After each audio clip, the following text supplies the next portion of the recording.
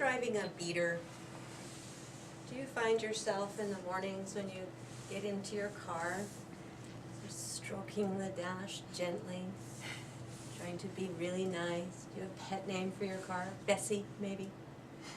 Come on, Bessie, you can do it, you can do it.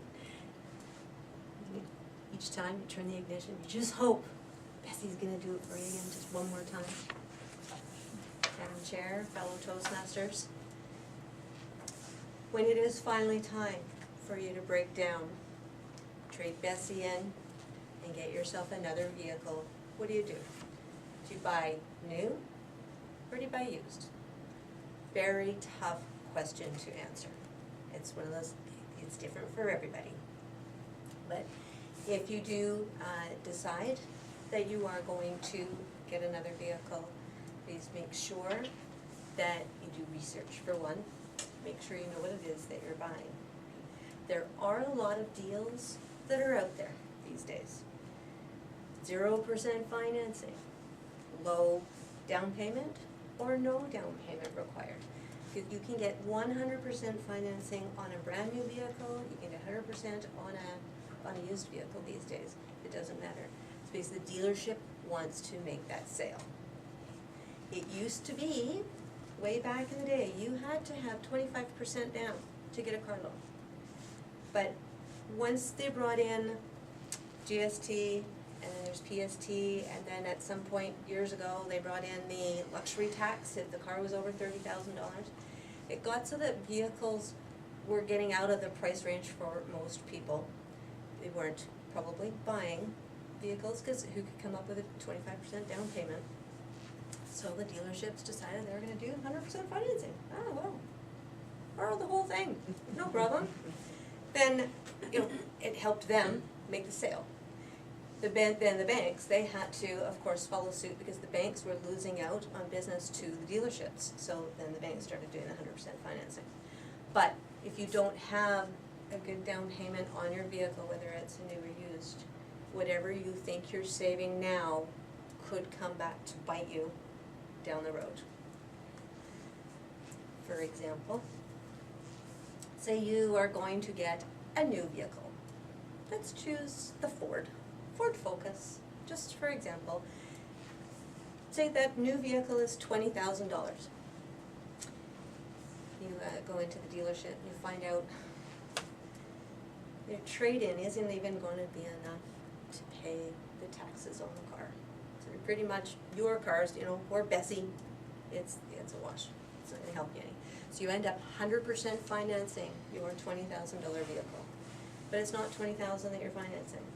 You've got to pay the GST, the PST, and the plus. By the time you walk out of there, you're actually borrowing $25,000 for your $20,000 car. A new vehicle loses 30% right away. A year later, your $20,000 car is worth $15,000, maybe even less. You borrowed $25,000 to start with because you added the taxes in. By the time you've paid that loan down after a year, based on $400 a month on a six-year loan, you're still going to owe $20,000. It was $20,000 when it started, and it's worth $15,000 now, and you still owe $20,000, which is okay unless you either don't like your Ford Focus and you want to sell it, or you decide it's okay, it doesn't matter. I'm going to have this car forever. I'm never buying another one. So it doesn't matter that I owe more than what it's worth. Life takes a sideways turn. You can't afford it anymore. Or, heaven forbid, wintertime, black ice, total write-off, CBC is going to give you only the going rate for that car. If you owe more than the car is worth, you're in a negative position and you have no car and you still have a leftover loan.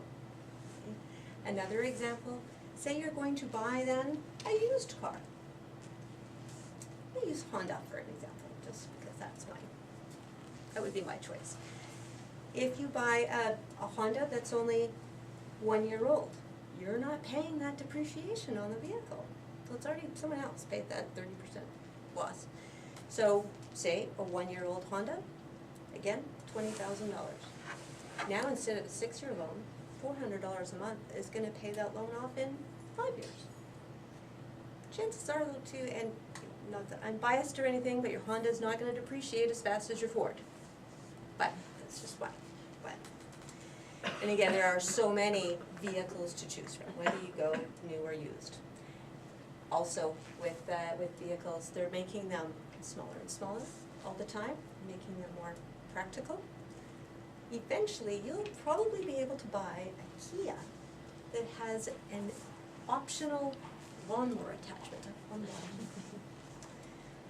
But no matter which way you go, it's that down payment that is the important thing to remember, as well as doing your research. You want to buy a vehicle that's going to have, hopefully, a higher resale value. If you don't put money into it in the very beginning, chances are you're going to be paying it at the end. So when you see an ad for $200 a month payment, start doing the math in your head. It's $200 a month. How many months will it take me to pay off $20,000?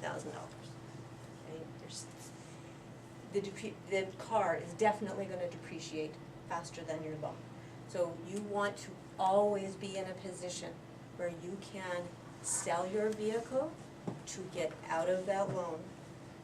What's actually going to happen is you're going to find yourself having to go back to old Bessie every day just praying that Bessie's going to start for you because you didn't make a smart decision in the beginning. Have a jerk.